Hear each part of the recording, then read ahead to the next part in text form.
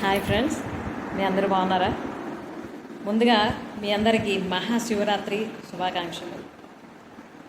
మహాశివరాత్రి ప్రజలందరూ కూడాను ఎంతో నిష్టగా నియమంగా పాటించే ఒక అద్భుతమైన పర్వదినం. అయితే ఈరోజు ఒక ముఖ్యమైన అంశం మనం మాట్లాడుకుందాం. అదేంటి అంటే ఈశ్వరుని తాలూకా త్రినేత్రం, మూడవ కన్ను మనకేం చెప్తుంది? జనరల్గా శివరాత్రి అంటే అందరం కూడాను ఉపవాసం చేయడం, జాగరణ చేయడం చేస్తూ ఉంటాం.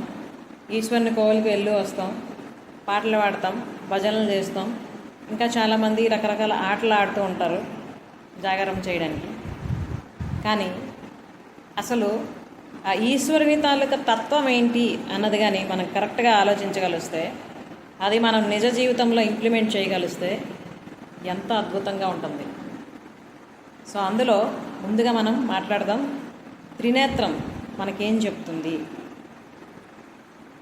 మనకి భగవంతుడు ప్రసాదించిన ఈ రెండు నేత్రాలు బాహ్య ప్రపంచానికి సంబంధించిన విషయాలన్నీ చూడడానికి, మనం జ్ఞానాన్ని సంపాదించడానికి ఉపయోగిస్తే,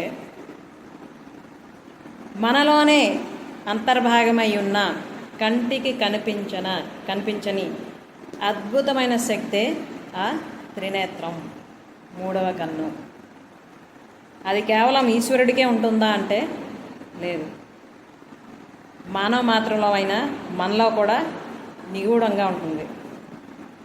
కానీ ఎప్పుడైతే దాని ఉనికిని మనం తెలుసుకొని అవసరమైన సాధన మనం చేస్తే, అంటే మెడిటేషన్, ఇంకా పాజిటివ్ యాక్టివిటీస్ చేయడం, ప్యూర్ అండ్ క్లియర్గా మనస వాచ కర్మన ఒకటే చేస్తుండడం, యమనియమాలు పాటించడం, ఇవన్నీ చేస్తూ ఉంటే ఆటోమేటిక్గా మనం అంతర్ముఖులవుతాం.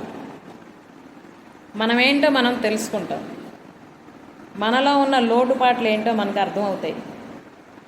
అలాగే ఎక్కడ మనం సవరించుకోవాలి, ఎక్కడ మనల్ని మనం సరిదిద్దుకోవాలి అన్న విషయం కూడా మనకు అర్థమవుతుంది. అప్పుడు మనం ఉన్న స్థితి నుంచి ఉన్నతంగా ఎదగడానికి ప్రయత్నిస్తుంటాం. అలా ప్రయత్నించినప్పుడే మనం భగవంతునికి దగ్గర అవుతాం.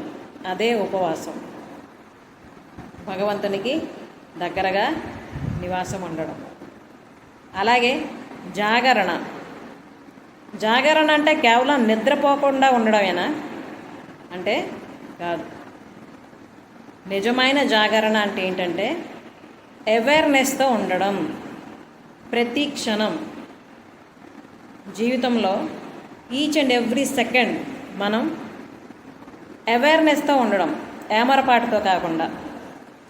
ఎలా ఒకలా ఏదో ఒకటి చేస్తూ అలా కాకుండా ఎలా ఉండాలి, ఏం చేయాలి, ఏం చేయకూడదు, ఇవన్నీ కన్నా ఆలోచిస్తూ ఎప్పటికప్పుడే మనల్ని మనం సరిదిద్దుకోవడం, అది జాగరణ. ఓకే.